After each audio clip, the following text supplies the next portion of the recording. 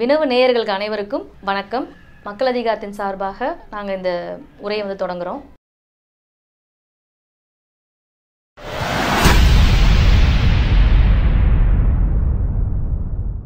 வருகிற ஜனவரி 22ஆம் தேதி ராமர் கோயில் திறப்பு அயோத்தியில் நடக்க போகுது. இதையொட்டி இன்றைக்கி இந்தியா முழுக்க இதை பற்றி மட்டுமே பேசணும் அப்படிங்கிறதுக்காக பிஜேபி ஆர்எஸ்எஸ் கும்பல் பல அலப்பறைகளை செஞ்சுக்கிட்டு இருக்காங்க. நம்ம எங்கே திரும்பினாலும் இந்த செய்தி தான் நம்ம கண்ணில் படுது. பேப்பராக இருக்கட்டும், நியூஸாக இருக்கட்டும், தொலைக்காட்சிகளாக இருக்கட்டும், இல்லை மிகப்பெரிய பிரபலங்களாக இருக்கட்டும், அது பாடல் பாடக்கூடிய சித்ராவாக இருக்கட்டும், இல்லை நடிகர்களாக இருக்கட்டும், எல்லாருமே இன்றைக்கி இதை பற்றி தான் பேசணும் அப்படிங்கிறது தான் அவர்களுடைய ஆர்எஸ்எஸ் பிஜேபி அஜெண்டா. ஆனால் அதுதான் நடந்துக்கிட்டு இருக்கு. குறிப்பாக இந்த வர ஜனவரி 22 இதை ஒட்டி மோடி தமிழகத்தில் 3 நாள் டென்ட்டு போட்டு இங்கே இருக்கக்கூடிய தீர்த்த யாத்திரைகள்லாம் போய் தண்ணி எடுக்கிறது தொடங்கி ஏப்ரல் 2024 வரக்கூடிய நாடாளுமன்ற தேர்தல் வரைக்கும் இதுதான் பேசுபொருளாக இருக்கணும் அப்படிங்கிறது தான் ஆர்எஸ்எஸ் பிஜேபியினுடைய திட்டம். அது இங்கே நடைமுறையில் நடந்துகிட்டு இருக்கு. சிறப்பு ரயில்கள் இந்தியா முழுக்க இருக்கக்கூடிய பெருநகரங்களில், குறிப்பாக மாநிலங்களில் இருக்கக்கூடிய தலைநகரங்களில், சென்னையிலேருந்து இங்கே வெஸ்ட் பெங்கால் அப்படின்னா கல்கட்டா, இப்படி பெங்களூர் அப்படின்னு சொல்லி எல்லா தலைநகரங்களையும் இணைப்பதன் வாயிலாக ஒரு 1000 சிறப்பு ரயில்கள் மார்ச் வரைக்கும் ஒரு 5 லட்சம் பேரை இங்கே மொத்தமாக திரட்டிட்டு போகணும் அப்படிங்கிற ஒரு அஜெண்டாவில் தான் இவங்க வேலை பார்த்துட்டு இருக்காங்க. குறிப்பாக இதில் பார்த்தீங்கன்னா கிட்டத்தட்ட 8000 பேருக்கு அழைப்புதல் கொடுத்துருக்குறாங்க. அதில் 6000 பேர் யாருன்னா ஜியர்களும் மடாதிபதிகளும் அப்படிங்கிறது இன்றைக்கி விஹெச்பியினுடைய தலைவர்கள் வெளியிட்டு இருக்கக்கூடிய செய்தியாக இருக்குது. மீதிய 2000 பேர் யார் அப்படின்னா இவர்களுடைய நண்பர்கள், அதாவது கார்ப்பரேட் முதலாளிகள். மோடியினுடைய கார்ப்பரேட் நண்பர் நமக்கு நல்லா தெரியும், அதானிக்காக தான் அவர் ஊராக ஃப்ளைட்டில் போய் இன்றைக்கி எல்லா திட்டங்களையும் எல்லா அவருக்கான விஷயங்கள்லாம் செஞ்சுட்ருக்காரு. இலங்கையில் கூட பார்த்தீங்கன்னா அவருக்காக தான் போய் இவர் நேரடியாக போய் பேசிகிட்டு இருக்காரு. இப்படிப்பட்ட அவருடைய நண்பர் அதானியை அழைச்சிருக்காரு, அம்பானியை அழைச்சிருக்காரு. கௌதம் அதானியாக இருக்கட்டும், முகேஷ் அம்பானியாக இருக்கட்டும், இல்லை ரத்தன் டாட்டா, அதுக்கப்புறம் அமிதாப் பச்சன், அப்புறம் அக்ஷய்குமார், சச்சின் தெண்டுல்கர், இப்போ அவங்க அழைச்சிருக்கக்கூடிய இந்த நபர்களை வச்சு நமக்கு என்ன தெரியுதுன்னா, இந்த காவி கார்ப்பரேட் அவர்களுடைய அஜெண்டா இருக்கு இல்லையா, இந்து ராஷ்டிரம் அவங்களை அமைக்கிறதா நோக்கம். ஸோ அதற்கு காவி கும்பலில் இருக்கக்கூடிய இந்தியாவில் இருக்கக்கூடிய எல்லா ஜியர்களையும் மடாதிபதிகளையும் கூப்பிட்டுருக்காங்க. இந்த கார்ப்பரேட் அஜெண்டாவுக்கு அதானி அம்பானி கும்பல்லேருந்து மிட்டல்லேருந்து இந்த கும்பல்லாம் அழைச்சி இன்றைக்கி இந்த விஷயத்தை செஞ்சிட்ருக்காங்க. நீங்கள் சொல்லக்கூடிய விஷயத்தினுடைய தொடர்ச்சியாக இன்னும் பல்வேறு இப்போ மோடி இங்கே வராரு, 3 நாள் தங்கியிருக்காருன்னு சொன்னால், அங்கே எதுக்காக 3 நாள் இங்கே தமிழ்நாட்டில் தங்கினாங்கன்னா, இது ஒரு செல்வாக்கு இழந்த மாநிலமாக இருக்குது. அப்போ இந்த காவி புகமூட்டம்ன்றது வட மாநிலங்களில் பெருசாக தேவையில்லை. தென் மாநிலங்களில் கேரளா, தமிழ்நாடு போன்ற மாநிலங்களில் செல்லா காசாக இருக்குது. இப்போ இங்கே எப்படியாவது இதை பயன்படுத்தி ஒரு செல்வாக்கை நம்ம ஏற்படுத்திக்கணும் அப்படின்ற ஒரு விஷயம் இருக்குது. அதுக்கு பல கதைகளை சொல்லி, நான் அங்கே போகிறேன், இங்கே போகிறேன், ராமேஸ்வரத்துக்கு போகிறேன், ராமேஸ்வரத்தில் போய் ஒரு 11 குடம் தண்ணி எடுத்துகிட்டு போனோம், இதெல்லாம் இப்படி போனால் தான் அந்த ராமர் கோயில் முழுமை வரும்ன்ற மாதிரிலாம் ஒரு கதைகளை உருவாக்கி செய்கிறாங்க.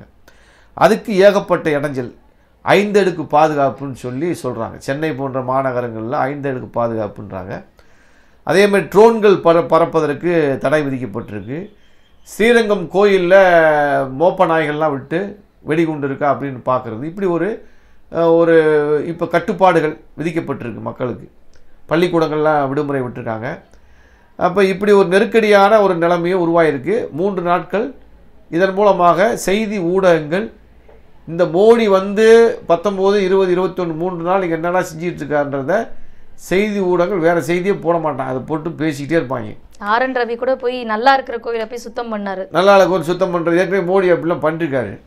வம்பா குப்பை எழுதி ரோட்டில் போட்டு கூட்டுறது, கேட்டால் நான் குப்பை எழுதுறதுக்காக இது வெளிப்படையாக தெரியுது நடிக்கிறாங்கன்னா. அப்படி ஒரு மிகப்பெரிய நடிப்பையும் நாடகத்தையும் தான் இந்த நாடகம். எதற்கான ஒத்திகை அப்படின்னு பார்த்தீங்கன்னா, வருகின்ற ஏப்ரல் மாத தேர்தலை ஒட்டி தான் ஒத்திகை. ஏன்னா ஒவ்வொரு முறையும் தேர்தல் வரும்போதெல்லாம் இப்படி ஒரு நாடகங்களை செட்டப் பண்ணுறது, அதை ஒரு திட்டமாகவே நடைமுறைப்படுத்துவது அப்படின்றது தான் பிஜேபியுடைய ஒரு தொடர்ச்சியான நம்ம பார்க்கின்ற செயலாக இருக்குது. தமிழ்நாட்டில் கூட தோழர் ஒவ்வொரு வீடுகளுக்கும் போய் இப்போ நான் இருக்கக்கூடிய இடத்துல கூட இந்த இன்விடேஷன் அப்படிங்கிறதுல அழைப்புதலை வந்து எல்லாரையுமே சந்திச்சு வந்து கொடுத்துட்டு இருக்காங்க. பெரிய பெரிய நடிகர்களை ரஜினிகாந்தை போய் சந்திச்சு கொடுக்கறது, நாசரை சந்திச்சு கொடுக்கறது, நடிகை அவங்க சித்ரா வந்து இதை பத்தி ஒரு பாடல் ஏற்றி அன்னைக்கு பாடணும்னு சொல்றது, ஒவ்வொரு வீடுகளையும் இன்னைக்கு விளக்கேற்றணும் அப்படின்னு சொல்றது. இப்போ எப்படி வந்து கொரோனா காலகட்டத்தில் வந்து தட்டை வச்சு தட்டணும்னு சொன்னாங்களோ, இன்னைக்கு வந்து ராமர் கோயில் திறப்பு அயோத்திக்கு வந்து எல்லாரும் வரணும், அச்சதை தூவணும், இல்லை ஒவ்வொரு தொகுதிகள்லையும் வந்து பார்த்தீங்கன்னா நேரலை வந்து போடணும் அப்படிங்கிறத சொல்றாங்க. ஒவ்வொரு தொகுதிகள்லையும் சமீபத்தில் வெள்ளம் வந்துச்சு தூத்துக்குடியில் வந்த வெள்ளத்துக்கு மத்திய ஆய்வுக்குழு வந்துச்சு. மத்திய ஆய்வுக்குழு வந்து பாதிக்கப்பட்ட பகுதிகளில் போய் ஒவ்வொரு விட தட்டி தட்டி கூப்பிட்டு என்னம்மா அவங்களுக்கு பிரச்சனை இருக்குது, ஆடு செத்து போச்சா மாடு செத்து போச்சா அப்படின்னு கேட்டிருந்தாங்கன்னா அந்த மக்களுக்கு வந்து என்ன பிரச்சனை கண்டுபிடிச்சிருக்க முடியும், உரிய நிவாரணம் வழங்கியிருக்க முடியும். அப்படி வழங்கியிருந்தாங்கன்னா நம்ம பாராட்டலாம். ஆனால் ஒன்றுக்குமே ஆகாத ஒரு ராமரை தூக்கி பிடிச்சிக்கிட்டு அந்த ராமருக்கு ஒரு திறப்பு விழா வச்சு கோயில் கட்டி அதுக்கு வீடு வீடாக போய் இன்விடேஷன் கொடுக்குறன்றது யாரை ஏமாத்துகின்ற செயல். அப்போ எது ஆக்கப்பூர்வமான நடவடிக்கையோ, எது மக்களுக்கு தேவையான நடவடிக்கையோ அதில் எந்த தலையீடுமே செய்யாத பிஜேபி ஆர்எஸ்எஸ் கும்பல் தமிழ்நாட்டுக்குள்ள வம்பா வந்து உட்காந்துக்கிட்டு வீட்டு கதவை தட்டுறான். உங்கள் வீட்டு கதவை என் வீட்டு கதவை எதுக்கு தட்டுற? எனக்கு 1000 பிரச்சனைக்கு அந்த பிரச்சனை தீர்த்து வைப்பியா நீயே? இப்போ ராமர் கோயிலுக்கு வான்னு சொல்லி கதவை தட்டி அரிசியை மஞ்சள் தண்ணி கலந்து அரிசியை கொடுக்குறது, மஞ்சளை கொடுக்குறது, இதை யாரை ஏமாத்துகின்ற செயல்? எனக்கு பிரச்சனை நிறையா இருக்கியா எனக்குன்னா மக்களுக்கு. அப்போ நீங்கள் வீட்டு கதவை தட்டி வாங்க நாங்கள் 5 ஆண்டு காலம் ஆட்சி ஆண்டிருக்கோம், உங்களுக்கு என்ன பிரச்சனை, ஆட்சி மீது விருப்பம் இருக்கா வெறுப்பு இருக்கா, என்ன பிரச்சனை கேட்டிருக்கானா? அப்போ கேட்கல. அப்போ இது போன்ற விஷயங்களை மூடி மறைத்து இது எவ்வளவு முக்கியத்துவம் கொடுக்குறான்னு பார்க்கணும். நீங்கள் முதல்ல ஒன்றுக்கு ஆகாத ஒரு மத வெறியை தூண்டுகின்ற ஒரு நடவடிக்கைக்கு எவ்வளவு முக்கியத்துவம் கொடுத்து வீடு வீடாக கதவை தட்டி மஞ்சள் அரிசியை கொடுக்குறாங்கன்னா அப்போ இதுக்கு என்ன நோக்கம்? குறிப்பாங்க அரசு ஊழியர்கள், அதாவது ஒன்றிய அரசுல வேலை செய்யக்கூடிய ஊழியர்களுக்கு மதியம் 2 மணி வரை வந்து அவங்களுக்கு வந்து விடுமுறை விடுறாங்க. ஏன்னா இந்த ராமர் கோயில் வந்து பார்க்கணும், நேரலையில பார்க்கணும் இல்லைங்களா, அதுக்காக விடுமுறை அப்படிங்கிறது விடுறாங்க. இதனுடைய உச்சபட்சமா பார்த்தீங்கன்னா இந்தியாவில் இருக்கக்கூடிய இந்த வக்கீல்கள் சங்கம் இருக்காங்க இல்லையா, இந்திய கவுன்சில் வழக்கறிஞர்கள் சங்கம் வந்து உச்சநீதிமன்ற நீதிபதிக்கு வந்து ஒரு கடிதம் எழுதுறாங்க. இந்தியா முழுக்க இருக்கக்கூடிய இந்த நீதிமன்றங்களுக்கு இந்த விடுமுறை விடணும். இது எதை காட்டுது அப்படின்னு சொன்னா இவர்கள் எங்கெல்லாம் ஊடுருவி இருக்காங்கன்றதை காட்டுது. அதாவது நீதிமன்றங்களுக்கு வந்து கடிதம் அனுப்புற அளவுக்கும் அரசு ஊழியர்கள் வந்து இதை போய் பார்க்கணும் அப்படிங்கிற அளவுக்கும் வந்து எல்லா துறைகள்லையும் இவங்க எப்படி ஆர்எஸ்எஸ் கும்பல் ஊடுருவிக்கு அப்படிங்கிறதையும் காட்டுது. ஏன்னா இதை மட்டும்தான் பேசணும், இதை மட்டும்தான் கேட்கணும் காது குளிர அப்படிங்கிறதா அவங்க அஜெண்டாவா இருக்கு. அப்ப அனைத்து பிரச்சனைகளையும் இருட்டடிப்பு செய்து மூடி மறைத்து விட்டு குழி தோண்டி புதைத்து விட்டு ராமர் கோயில் திறப்பு என்ற பெயரில் முழுக்க அதாவது கடைக்கோடி மனிதன் வரையில் இந்த பிரச்சாரத்தை மட்டுமே கொண்டு செல்வது அப்படின்ற ஒரு முடிவோட வேலை செய்கிறாங்க. அதனுடைய ஒரு பகுதியாக தான் இன்னைக்கு 3 நாள் வந்து எல்லா வேலையை விட்டுட்டு வந்து தமிழ்நாட்டில் வந்து பிரதமர் வந்து தங்குறாரு. இந்த தங்குறதுல ஏதாவது மக்களுக்கு பலன் இருக்கா, மக்களுக்கு பிரயோஜனம் இருக்கான்னா ஒரு பிரயோஜனம் கிடையாது.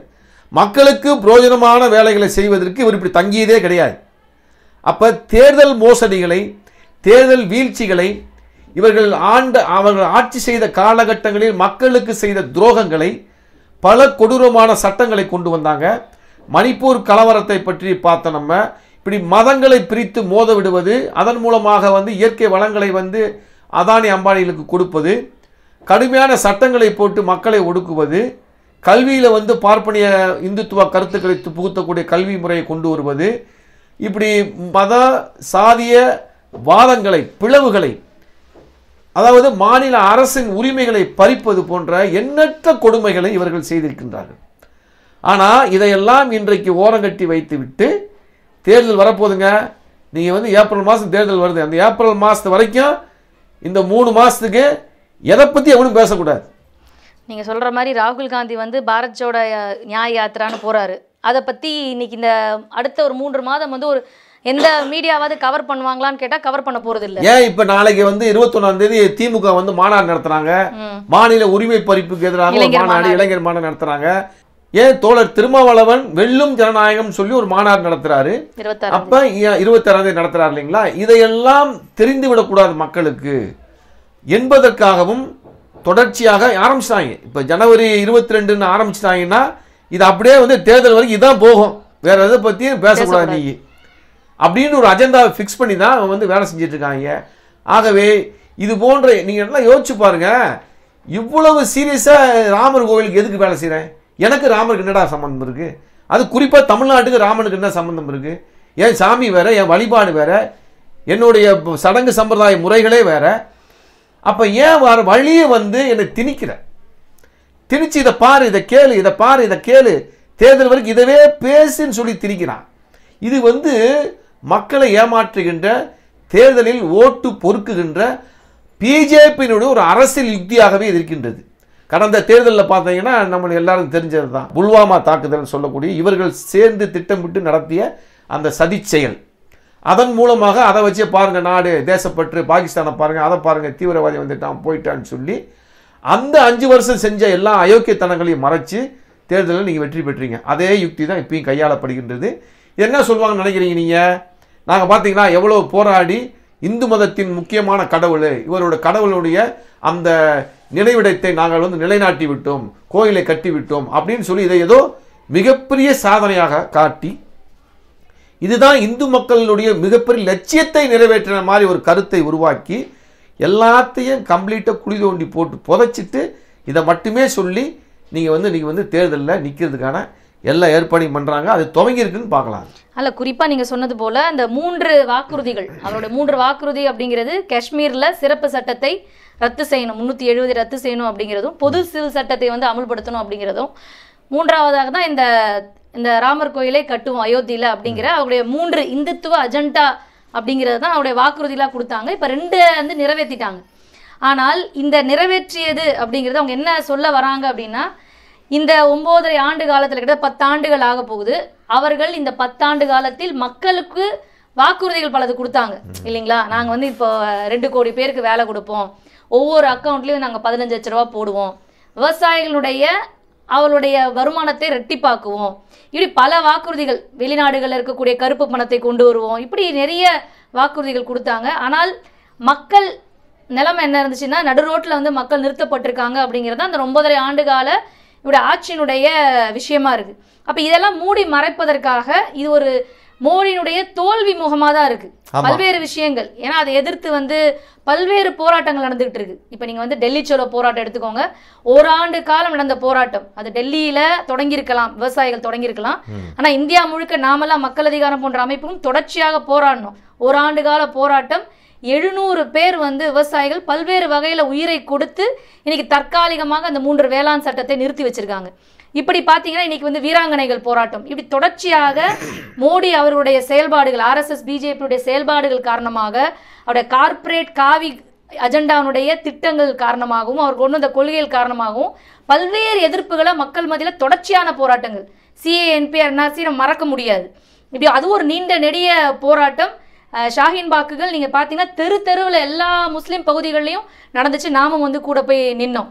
இப்படி பல்வேறு மோடியினுடைய முகத்திரை கிழிந்ததுடைய விளைவாக அதை மறைப்பதற்காக இன்னைக்கு அப்பட்டமாக வெளியில வந்து அவங்க சொல்றாங்க, அவங்களுடைய இந்துத்துவ அஜெண்டாவை வந்து முன்வைத்து ராமர் கோயில் கட்டுவது, அந்த ராமர் தான் நான், எனக்கு தானே கும்பாபிஷேகம் செய்து கொள்வது தான் இங்கே நடக்குது. மோடிக்கு கும்பாபிஷேகம் செய்து கொள்வது தான். இப்போ ராமராஜ்யம் இவங்க சொல்லக்கூடிய இந்த ராமராஜ்யம் என்பது இந்த 10 ஆண்டுகள் தான் மோடியினுடைய இந்த ஆட்சி, அவர் ஆண்ட ஆட்சின்றது தான் இன்னைக்கு ராமராஜ்யம், அதுதான் இந்து ராஷ்டிரம். இப்போ இந்து ராஷ்டிரத்தில் அவர்கள் தோல்வி முகத்தை மறைப்பதற்காக வரக்கூடிய தேர்தலில் இதெல்லாம் பேசணும் அப்படின்னு சொன்னால் மக்கள் துரத்தி அடிப்பாங்க அப்படின்னு தெரிஞ்சுக்கிட்டே இன்னைக்கு வந்து இந்த விஷயத்தை முன்னிறுத்தி, குறிப்பாக இந்த ராமர் கோயிலை முன்னிறுத்தி அவங்க வந்து எலெக்ஷனில் இன்னைக்கு அதை எதிர்கொள்கிறாங்க. இதை எல்லாருமே வந்து எதிர்த்து தான் இன்னைக்கு வந்து பேசிட்டு இருக்காங்க எதிர்கட்சிகள். வந்து முக்கியமான ஒரு பாசிச யுக்தின்னு கூட நம்ம சொல்லலாம். அதாவது ஒரு உதாரணமாக நீங்கள் கிராமப்புறங்கள்லையோ மற்ற இடங்கள்லையோ சாதிய வன்மம் எங்கெல்லாம் வந்து மோசமாக இருக்கோ அங்கெல்லாம் பார்த்தீங்கன்னா அந்த சாதி வெறியோட இருக்கக்கூடிய இளைஞர்களோ மாணவர்களோ ஒரு மக்களோ ஒரு பகுதி இருக்காங்கன்னா அங்கே வந்து அந்த மக்கள் வந்து பல்வேறு பாதிப்புகள் மக்களுக்கு இருக்கும். அவங்க வந்து பல்வேறு வகையில் கஷ்டப்படுவாங்க, வேலை வாய்ப்பு இருக்காது, அடிப்படை வசதிகள் இருக்காது, எல்லா கஷ்டங்களும் பட்டுக்கிட்டு இருப்பாங்க. அதுக்கு காரணம் அரசாங்கமாக இருக்கும். ஆனால் அதையெல்லாம் வந்து எளிமையாக நீங்கள் வந்து மறைச்சிட்டு அந்த மக்களை வந்து திசை திருப்பணும்னா நீங்கள் சாதியை சொன்னால் போதும். நம்ம சாதிக்காரனா அப்படின்னு சொன்னால் போதும் நீங்கள் வந்து ஈஸியாக வந்து எல்லாத்தையும் திசை திருப்பிடலாம். அப்படி இந்தியா முழுவதும் மக்கள் பிரச்சனை திசை திருப்புறதுக்கு தான் அவங்க எடுத்திருக்காங்க இன்றைக்கி இந்த விஷயத்தை. அப்போ இந்த பிரச்சனைகளை பற்றி பிஜேபி ஆட்சி ஆண்ட காலத்தில் அவர்களால் ஏற்பட்ட பிரச்சனைகள் அப்படின்றது கொஞ்சம் நஞ்சம் கிடையாது. இதை பற்றி ஒவ்வொரு பிரச்சனையாக நீங்கள் எடுத்து பேசிக்கிட்டே போனீங்கன்னா பேசிக்கிட்டே இருக்கலாம். நீங்கள் மணிப்பூர் விஷயத்தை எடுத்து பேசிக்கிட்டு இருந்தீங்கன்னா அதுக்குள்ளே எவ்வளோ பிரச்சனைகளை உருவாக்குனாங்க, எப்படிலாம் இந்துத்துவ அமைப்புகளை உருவாக்கி அங்கே இருக்கக்கூடிய குக்கி மெய்தி இன மக்களை எப்படி பிளவுபடுத்தினாங்க, எப்படி வந்து அங்கே பெண்களை நிர்வாணப்படுத்தி அங்கே வீட்டுக்குள்ளே புகுந்து படுகொலைகள் செய்தாங்க. இப்போ அந்த மாநிலத்தையே ரெண்டாக பிளந்து வச்சுருக்காங்க. இதுக்கு என்ன தேவை இருக்குது அப்படின்னு கேட்டிங்கன்னா அங்கே கார்ப்பரேட் நலன் இருக்குன்னு நம்ம இப்போ படிச்சிருக்கோம். இப்போ இதுக்கெல்லாம் எந்த பொறுப்பும் ஏற்றுக்கொள்ளாத மோடி அரசாங்கம், இதை பற்றி இதுவரையும் பதில் சொல்லாத மோடி அரசாங்கம். அதே போன்ற மல்யுத்த வீரர்கள் நீங்கள் சொன்னீங்க, இப்போ அமைப்பினுடைய தலைவராக இருக்கக்கூடிய நபரே வந்து ஒரு பாலியல் பொறுக்கியாக இருக்கான், அவன் எம்பியாக இருக்கான். இது வரைக்கும் ஒரு ஆக்கப்பூர்வமான நடவடிக்கையே இல்லை. மேற்கொண்டு இன்னொருத்தனை புதுசாக நியமிக்கின்ற பேரில் அவனு ஒரு பாலியல் பொறுக்கியை நியமிச்சிருக்காங்க. இப்படி ஒவ்வொன்றா நீங்கள் எடுத்துகிட்டு பேசிகிட்டே போனீங்கன்னா எக்கச்சக்கமாக இருக்குது. அதே மாநில உரிமை பறிப்புன்றது வந்து எக்கச்சக்கமாக இருக்குது. ஜிஎஸ்டி வரின்றது நம்ம தமிழ்நாட்டில் முக்கியமாக நம்ம வந்து பாதிக்கப்பட்டுக்கிட்டு இருக்கோம். அதே மாதிரி கல்வி முறையில் ஏற்படுத்தக்கூடிய மாற்றம், இப்படி பல்வேறு விஷயங்கள் இந்தியா முழுவதும் போராடுகின்ற மக்களை ஒடுக்குவதற்கான, அதாவது இந்துத்துவ கருத்தியலை அம்பலப்படுத்தக்கூடிய ஜனநாயக சக்திகளை ஒடுக்குவதற்கான சட்டங்களை கொண்டு வந்தது. கிரிமினல் சட்டங்களை எல்லாம் வந்து கடுமையாக்குனது. இப்படி பல்வேறு நடவடிக்கைகளை வந்து பிஜேபி செஞ்சுட்டு வந்திருக்கு. நான் கேட்குறேன், இதையெல்லாம் நீ பேசி இதை நியாயம் சொல்லி உன்னால் ஓட்டு கேட்க முடியுமா? இதெல்லாம் வந்து இந்த 3 மாதத்துக்கு வெளியே வரக்கூடாது, இதை பற்றி எவனும் பேசக்கூடாதுன்றது தான் அவங்களோட அஜெண்டாவாக இருக்குது. அப்போ இதை யார் பேசணும்? இதை நம்ம பேசுவது தான் இந்த அரசியலோட முக்கியத்துவம் வாய்ந்ததாக இருக்க முடியும். அதுதான் பிஜேபி வீழ்த்துவதற்கான விஷயமா இருக்கணும். இப்போ நீங்கள் பிஜேபி செல்வாக்கு அடைஞ்சிட்டான். இப்போ வந்து 5 மாநில தேர்தல் நடந்துச்சு.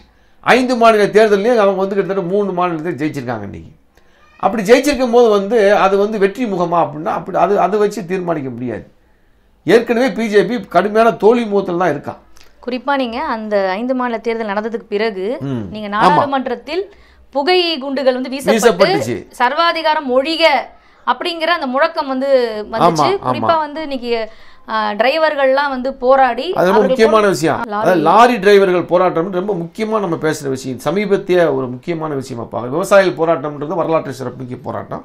சமீபத்தில் இந்த டிரைவர்கள் போராட்டம்ன்றது அந்த சட்டம் ஒன்று கொண்டு வரான், மோட்டார் வெஹிக்கிள் ஆக்ட். அந்த அதில் இருக்கக்கூடிய சட்டத்தை திருத்துறான். ஹிட் அண்ட் டிரைவ் அப்படின்னு சொல்லக்கூடிய விஷயத்தை வந்து ஒரு சட்டத்தை கடுமையாக்குறான். கடுமையாக்கும் போது அதை வந்து லாரி டிரைவர்களுக்கு வந்து அது பிரச்சனைன்னு சொல்லி அவங்க போராடுறாங்க. போராடினா ஒரு எழுச்சி மிக்க வட மாநிலங்களில் எல்லா மாநிலங்கள்லையுமே போராட்டம் நடக்குது. வாகனங்கள் லாரிகள் ஓடலை, லாரிகளில் ஏற்றிட்டு போகக்கூடிய பொருள்கள் பல ஊருக்கு போய் சேரலை. அதன் மூலமாக பல் முனைகளில் நெருக்கடி ஏற்படுது. அவனுக்கு நெருக்கடி ஏற்பட்டோன்னா உடனே இறங்கி வந்து வாபஸ் வாங்கி அந்த சட்டத்தை வந்து இப்போதைக்கு நான் நிறைவேற்ற மாட்டேன் நிறுத்துறான். இப்போ நம்மளுடைய படிப்பினை என்னன்னு கேட்டிங்கன்னா இதுதான். இப்போ மக்கள் எங்கே ஒன்றாக சேர்ந்து அவன் கழுத்தை பிடிச்சி போராட்டம் என்ற அந்த அந்த அந்த ஆயுதத்தை கையில் எடுத்து அவன் கழுத்தை பிடிச்சி நெரிக்கிறாங்களோ அங்கே தான் சிக்கிறாங்க. அப்போ இதுதான் இந்த போராட்டங்கள். இது மட்டுமல்ல, விளையாட்டு வீராங்கனைகள் போராட்டம், அதே மாதிரி மணிப்பூரில் நடந்த ஒரு கொடூரம், மதக்கலவரத்தின் மூலமாக வந்து பிளவுபடுத்தி அங்கே நடத்தின கொடூரங்கள், இப்படி ஒவ்வொரு ஊர்லேயும் ஒவ்வொரு மாநிலத்திலையும் மாநில உரிமைகளை பற்றியும் இல்லை ஒவ்வொரு மாநிலத்திலும் பண்ணாத அட்டூழியங்கள். அப்போ இது எல்லாமே ஒன்று சேர்ந்து எல்லாரும் பார்க்க வேண்டியது அவசியமாக இருக்குது. இதுதான் அவங்களுக்கு நடந்தது, எங்களுக்கு நடந்தது, உங்களுக்கு நடந்ததுன்றது தனித்தனியாக பார்ப்பதல்ல. ஒட்டுமொத்த பிஜேபியும் எப்படி தனதுடைய இந்துத்துவ கருத்தியலையும் கார்ப்பரேட் நலனையும் முன்வைத்து மக்களை ஒடுக்குகின்றது என்பதை பார்ப்பதற்கு அவகாசம் கொடுக்கூடாதுன்னு நினைக்கிறான். இந்த தேர்தல் வந்துருச்சு, இதெல்லாம் பார்ப்பதற்கும் பேசுவதற்கும் அவகாசம் கொடுக்கக்கூடாது அப்படின்ற ஒரு முடிவிலிருந்து தான் இன்னைக்கு இந்த காவி புழுதியை ராமர் கோயில் என்ற பெயரில் இன்னைக்கு கிளப்பி விட்டுட்டு இருக்காங்க. இது இந்தியா முழுவதும் சுழன்று அடித்து கொண்டிருக்கின்றது.